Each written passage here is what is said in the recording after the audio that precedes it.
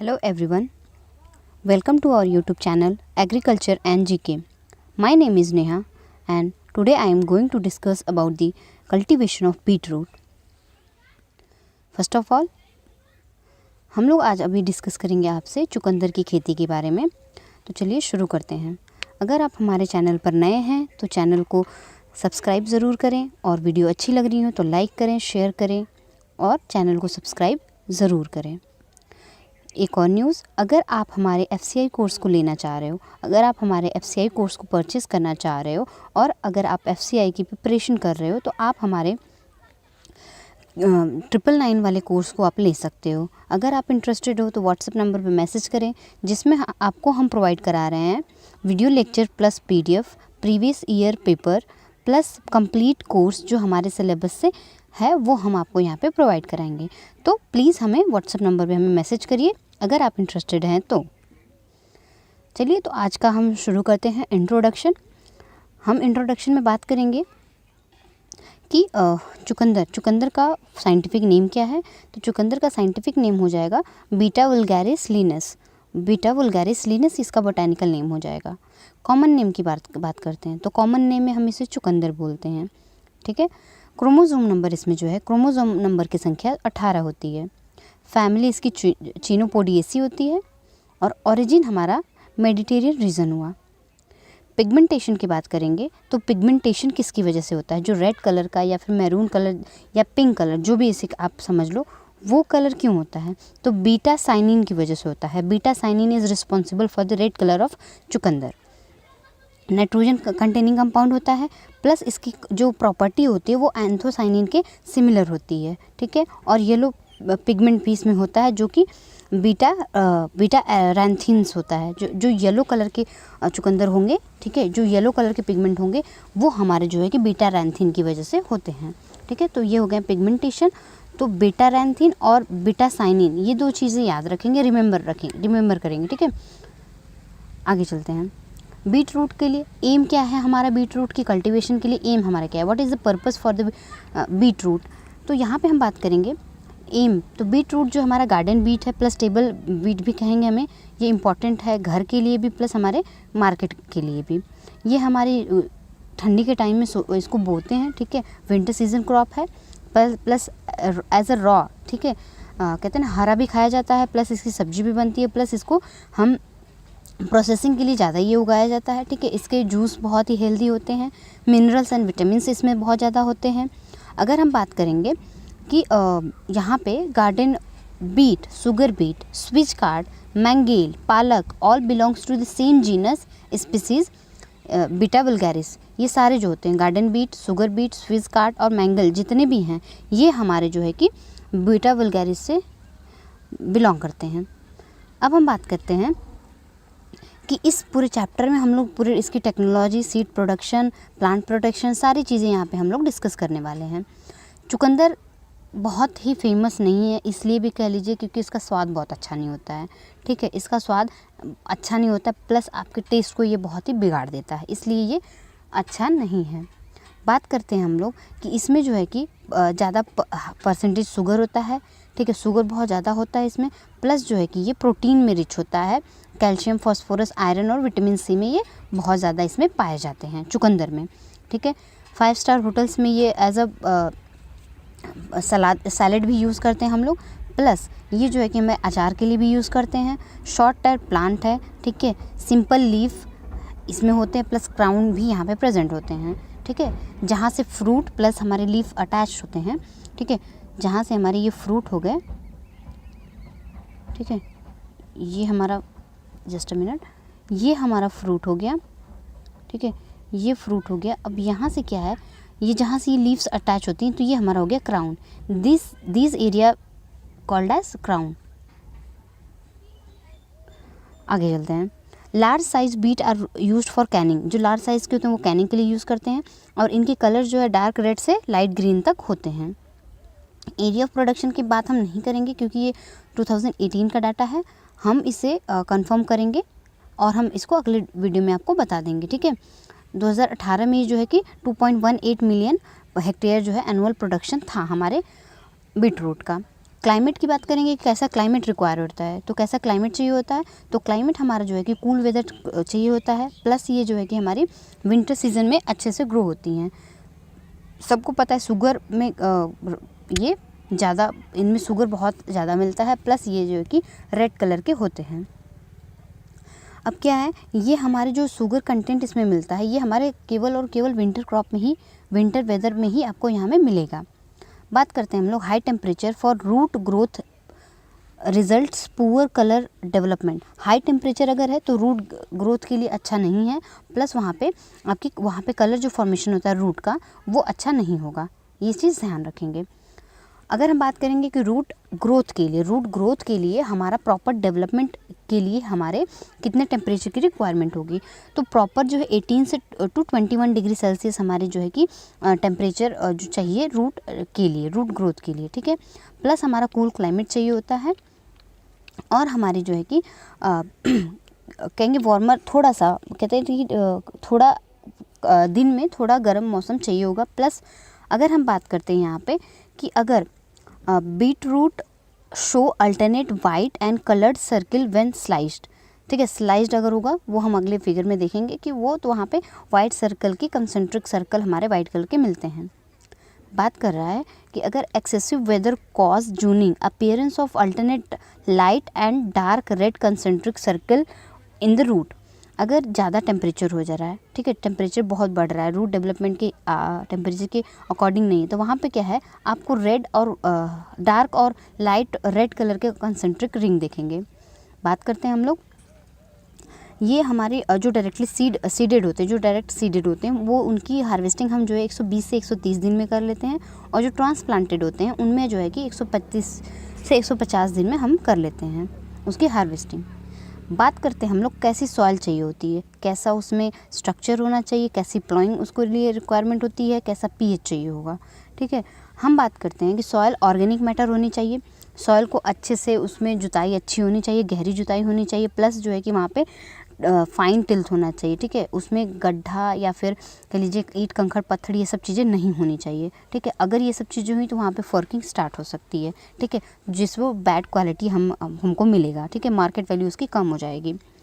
PH की बात करेंगे, पीएच कितना चाहिए होगा, तो पीएच हमारा चाहिए होता है 6, केवल और केवल 6, और 6 से कम ही चाहिए होता है इसके लिए पीएच।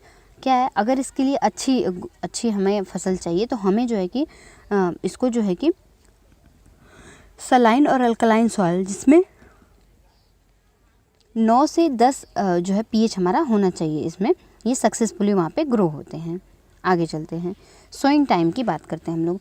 तो नॉर्दर्न प्लेन में हमारा जो प्लेन्स की बात करेंगे, चाहे नॉर्दर्न के हो या साउदर्न प्लेन्स होंगे, वहाँ पे हम सितंबर से नवंबर में इसकी बुआई करते हैं, और हमारा साउदर्न प्लेन में, तो सदर्न प्लेन में हम जो है कि जुलाई टू नवंबर में इसकी बुआई कर देते हैं। ये हो जाता है हमारा सोइंग टाइम। हिल्स में बात करेंगे तो हिल्स में हमारा मार्च से जुलाई में, हम यहाँ पे हिल्स में मार्च से जुलाई में इसकी बुआई करते हैं। अगर ये बोल रहा है कि बुआई से एक दिन पहले अगर हम सीड को अच्छे से पूरी नाइट सोक करके रखते हैं, पूरी नाइट भिगा करके रखते हैं, तो वहाँ पे क्या होता है कि जब पूरी नाइट भिगा के रखेंगे तो वहाँ पे जो उसका जर्मिनेशन कैपेसिटी है वो बढ़ जाती है। तो इसलिए हमें कोई भी अगर सीड की हम लोग अगर उसमें सीडिंग करने जा रहे हैं तो उसको जो है कि लगभग 12 घंटे वहाँ पे भिगा के रखने पे उसकी जर्मिनेशन कैपेसिटी बढ़ जाती है। सीड रेट की बात करेंगे हम लोग, तो सीड रेट हमारा जो रिक्वायर्ड सीड रेट होता है वो होता है हमारा 10 से 8 किलो पर हेक्टेयर, ठीक है, 8 से 10 किलो पर हेक्टेयर जो है कि हमारे कल्टीवेशन ऑफ बीट रूट के लिए परफेक्ट होगा। आगे चलते हैं, स्पेसिंग की बात करेंगे हम लोग। तो स्पेसिंग में जो है कि हम रखेंगे 30 से 45 इंटू 8 से 10 सेंटीमीटर डेप्थ रखेंगे, और हम लोग की उनके बीच की दूरी कितनी रखेंगे, 2 से 3 सेंटीमीटर रिच में हम इसकी बुआई करते हैं तो वो उन दोनों के बीच में दूरी रखेंगे। बात करते हैं हम लोग वैरायटी की। वैरायटी हम लोग जो अभी क्लासीफाई करने वाले हैं वो हम उसके शेप के बेस्ड पे क्लासीफाई करेंगे, ठीक है, कि शेप कैसा कैसा होता है। तो पहला हो जाएगा हमारा फ्लैट में जो है कि जो एग्जाम्पल होगा वो हो जाएगा Egyptian will be the example of flat. Next will be the short top shape. Short top shape जो है हमारे, इनके जो एग्जांपल हो जाएंगे वो हो जाएंगे Crosby Egyptian, Early Wonder, Asgrow Wonder. ये हमारे शॉर्ट शेप के एग्जांपल हो जाएंगे। राउंड और ग्लोबुलर की बात करेंगे तो ये जो है कि हमारे राउंड होते हैं और इनका जो एग्जांपल होता है वो होता है Detroit dark red plus crimson globe. Half long की बात करेंगे तो हाफ लॉन्ग में जो है कि half long blood plus winter keeper, ये हो जाते हैं हाफ लॉन्ग के एग्जांपल।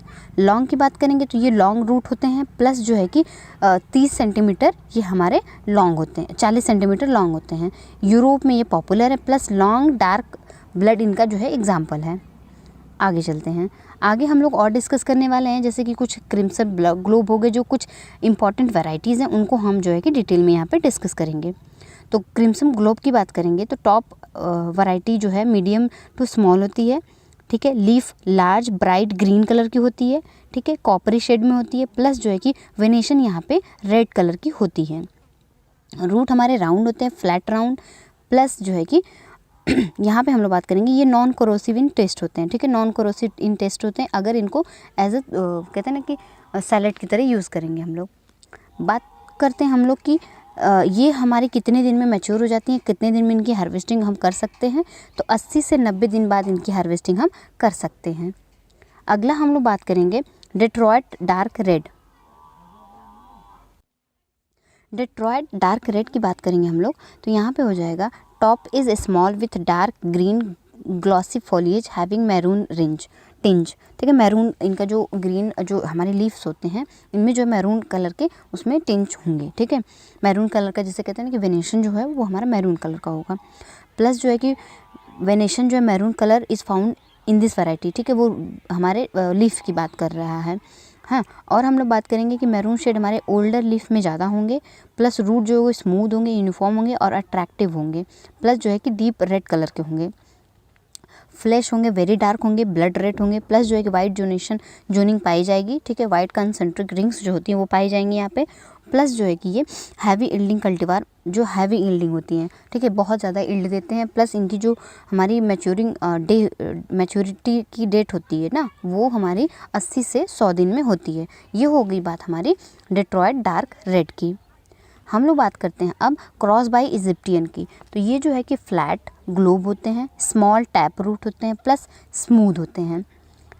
इंटरनल कलर की बात करेंगे तो डार्क पर्पलिश रेड होते हैं, प्लस ये इसमें जूनिंग भी पाई जाएगी। अगर हम बात करेंगे इनकी मैच्योरिटी के लिए तो 55 से 60 दिन में ये मैच्योर हो जाते हैं और हमारी जो है कि ये वार्म वेदर में भी ये ग्रो हो सकते हैं। हम बात करेंगे अर्ली वॉन्डर की। अर्ली वॉन्डर में हम बात करेंगे तो ये जो है कि root flat and globe shape के होते हैं, प्लस स्मूथ होते हैं और डार्क रेड कलर के होते हैं और इनमें जो है कि लाइट रेड जूनिंग में पाई जाएगी। टॉप जो है हैवी होंगे, ग्रीन होंगे, प्लस रेड वेनेशन भी होगा। रेड जो इनमें लीफ के लिए जो वेन्स होती हैं वो हमारी रेड कलर की होंगी और इनकी मैच्योरिटी टाइम है ये हमारे 55 से 60 दिन बाद ये मैच्योर हो जाते हैं बुआई के बाद। ऊटी नंबर 1 ये एक और वैरायटी है जिसमें हम लोग डिस्कस करेंगे, जो कि हमारे तमिलनाडु एग्रीकल्चर यूनिवर्सिटी के द्वारा रिलीज़ की गई थी 1992 में।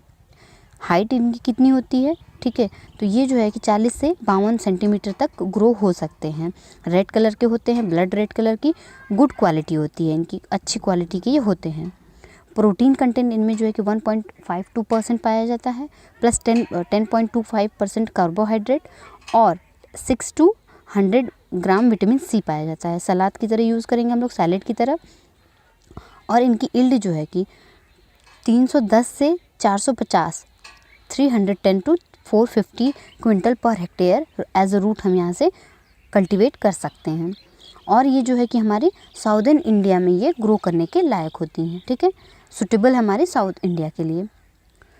इरिगेशन की बात करते हैं हम लोग।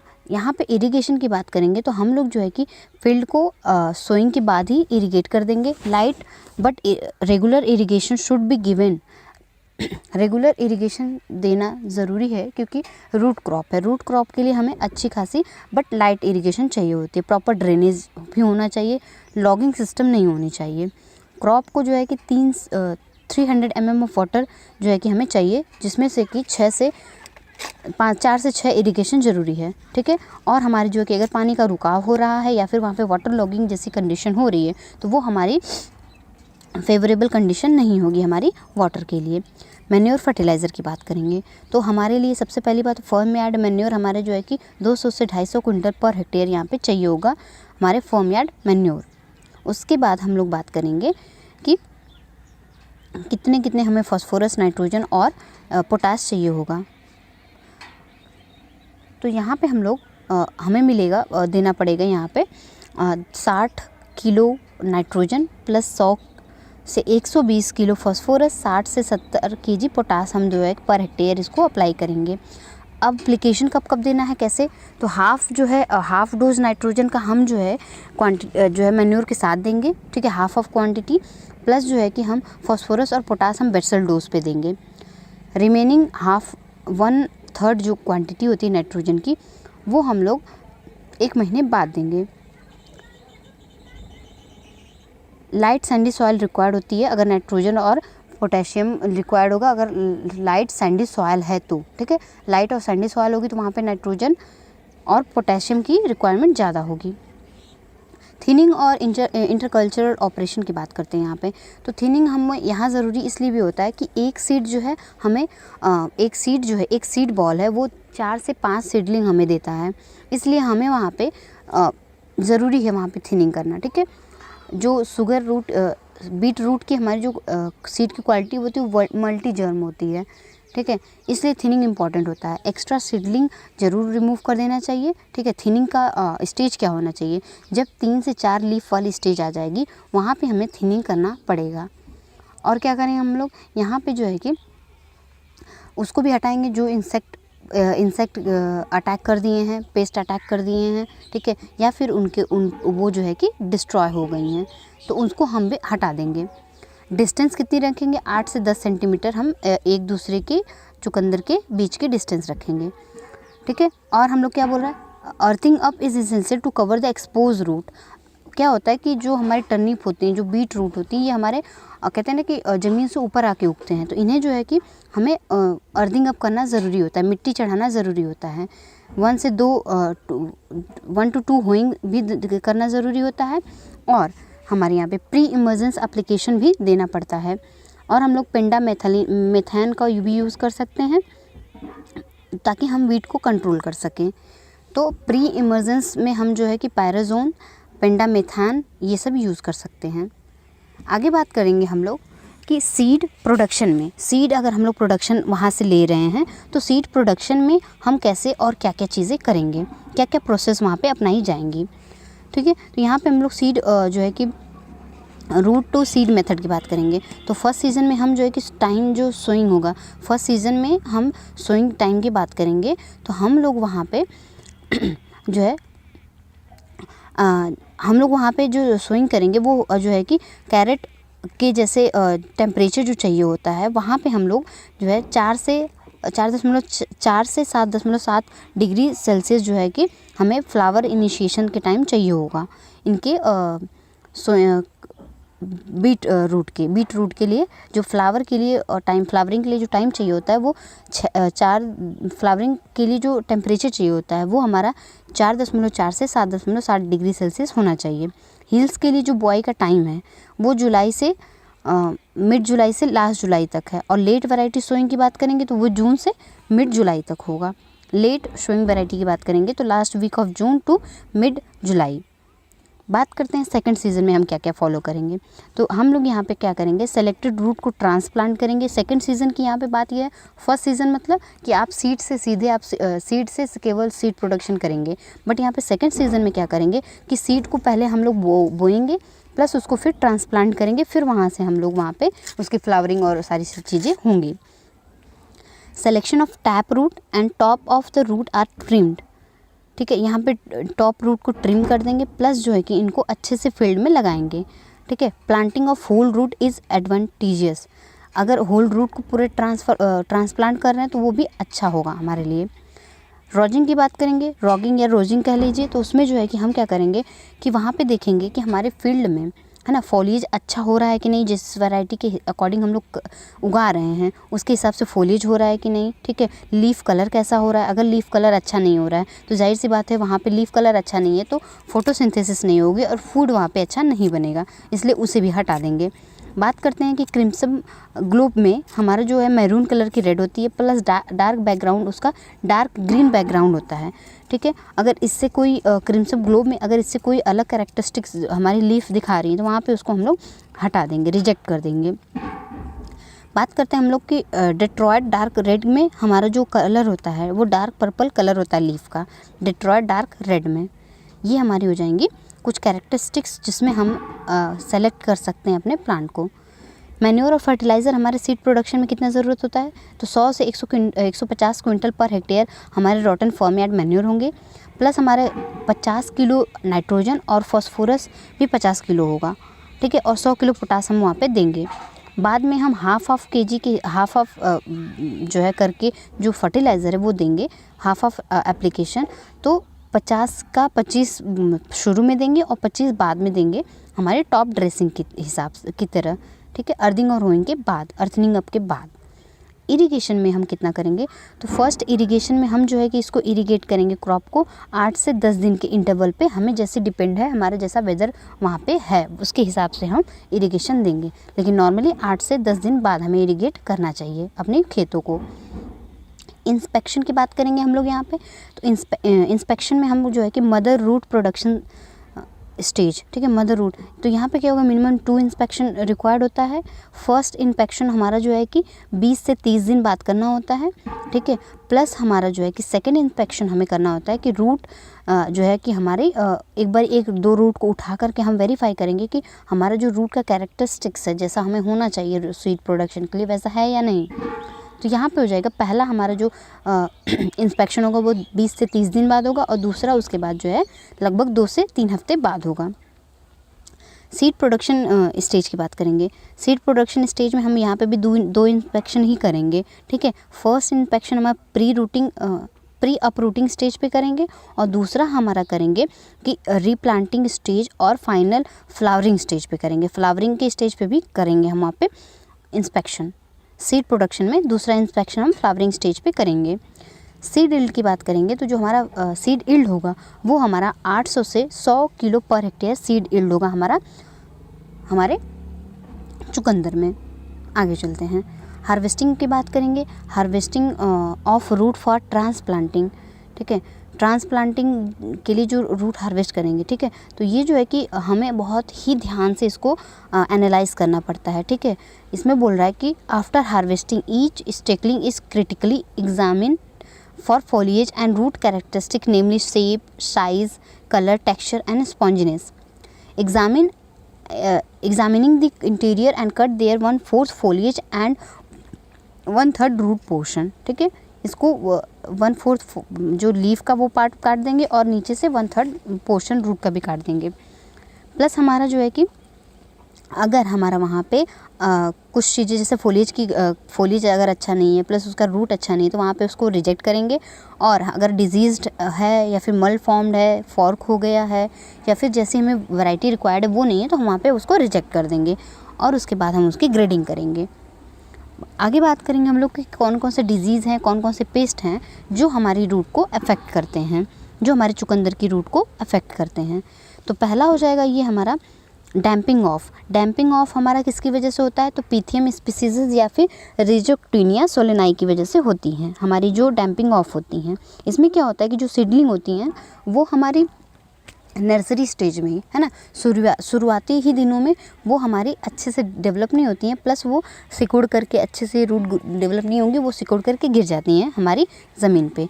इसको कंट्रोल करने के लिए क्या करना चाहिए हमें, इसको कंट्रोल करने के लिए हमें अच्छा ड्रेनेज सिस्टम होना चाहिए और केरेसाइन से हम जो है कि सीड को ट्रीट करना चाहिए और ओवर क्राउडिंग से भी बचना चाहिए हमें, ठीक है। थिनिंग भी करनी चाहिए, थिनिंग हमें ध्यान से करनी चाहिए, ठीक है। और हमें ये भी ध्यान देना चाहिए कि हमें थिनिंग करते टाइम ये चीज़ ध्यान रखनी चाहिए कि जो हमारे अच्छे प्लांट है, जो हमारे हेल्दी प्लांट है वो अफेक्ट ना हो।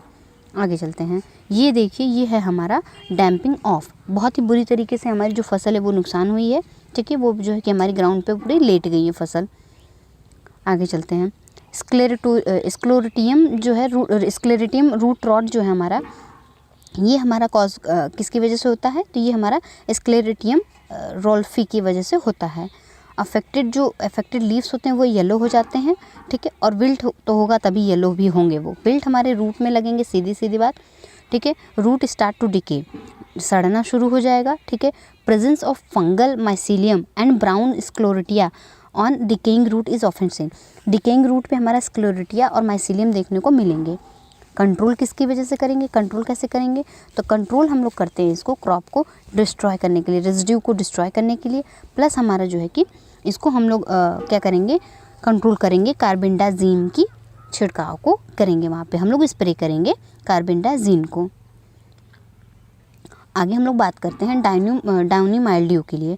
इसके लिए इसका जो रिस्पॉन्सिबल कॉजिंग एजेंट है वो हमारा है पेरिनोस्पोरा सैची, ठीक है, सैसी, पेरिनोस्पोरा सैची जो है इसकी जो है कॉजिंग एजेंट है, या फिर इनका जो साइंटिफिक नेम है।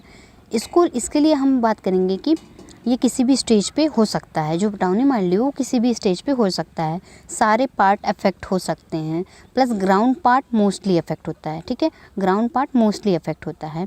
स्पॉट बनेंगे, ठीक है, हमारे 4 सेंटीमीटर तक के डायमीटर तक के ये जो स्पॉट हमें देखने को मिलेंगे। बात कर रहा है कि affected portion become light green and upper surface while under surface the mildew fungal growth is noticed. ऊपर का पोर्शन जो हमारा जो ग्रीन पार्ट है वो हमारा लाइट ग्रीन हो जाएगा, और हमारा जो रूट है वो फंगल ग्रोथ वहाँ पे देखने को मिलेंगे। जो इन्फेक्टेड लीफ है वो स्मॉल हो जाएंगे, और हमारी जो लीफ है वो हमारी डाउनवर्ड कर्ल्ड हो जाएगी, ठीक है। जो कर्लिंग का प्रोसेस होता है वो एक डाउनवर्ड कर्लिंग होता है, ये हमारा एक डाउनवर्ड कर्लिंग होगा, और एक हमारा होता है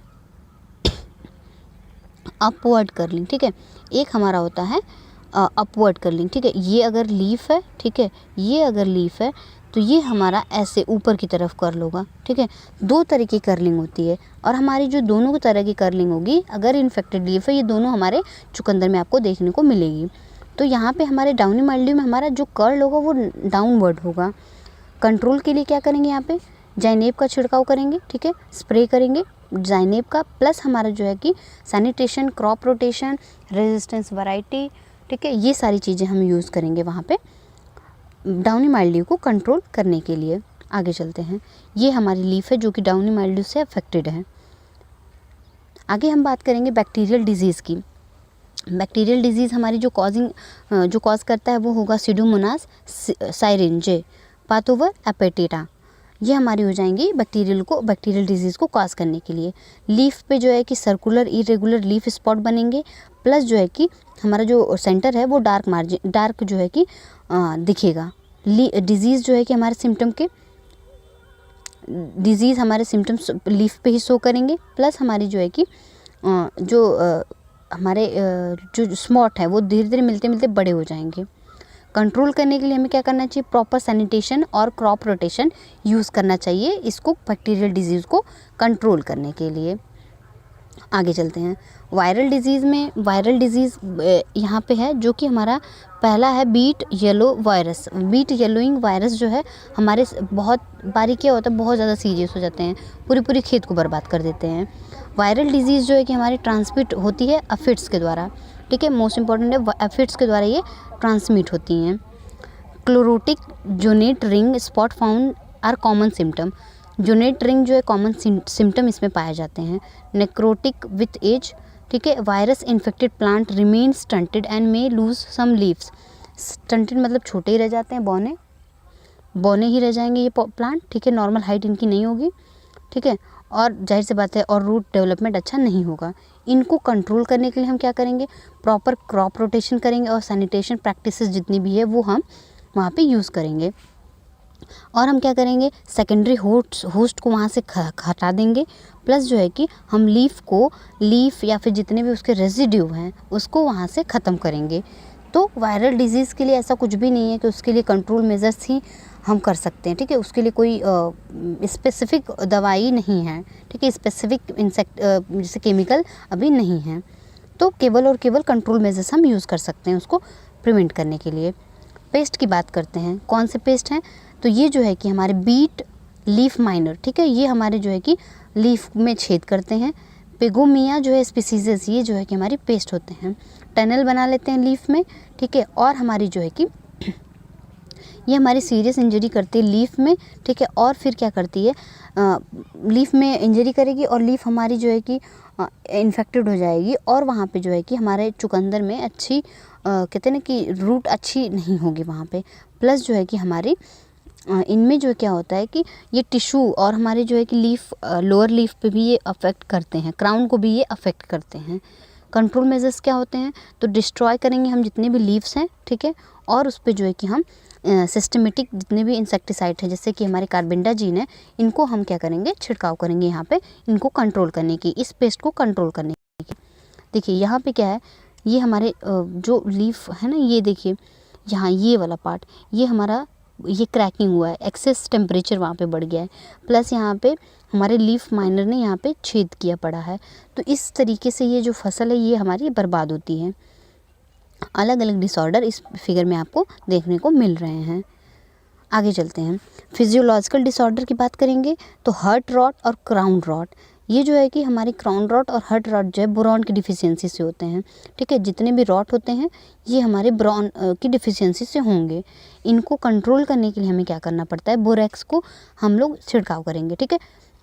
स्प्रे कर सकते हैं सॉयल, हम लोग स्प्रे करेंगे, सॉयल एप्लीकेशन करेंगे हम बोरेक्स का हम छिड़काव नहीं करेंगे, हम यहाँ पे क्या करेंगे, सॉयल एप्लीकेशन देंगे।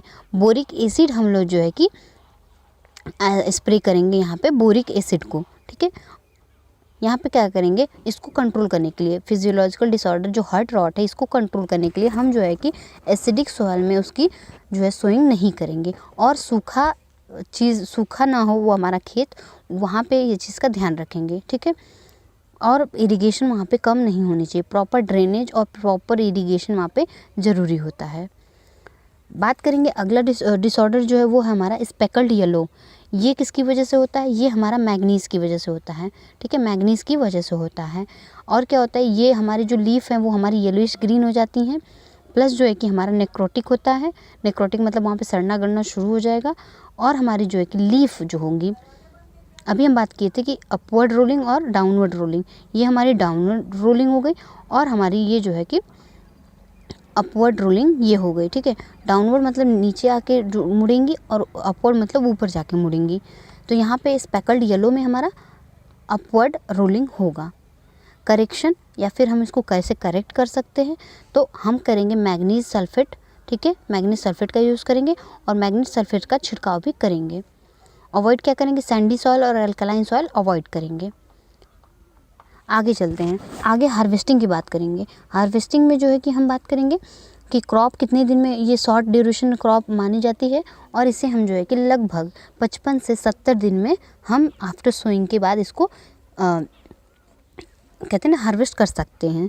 बात करेंगे कि प्रॉपर स्टेज क्या होगी, कि उसको किस स्टेज पे हार्वेस्ट करेंगे। हम लोग उसको जो है कि 3 से 5 सेंटीमीटर डायमीटर अगर दिख रहा है तो हम उसको हार्वेस्ट कर लेंगे। हार्वेस्टिंग हम या तो खुरपी से या फिर हम जो है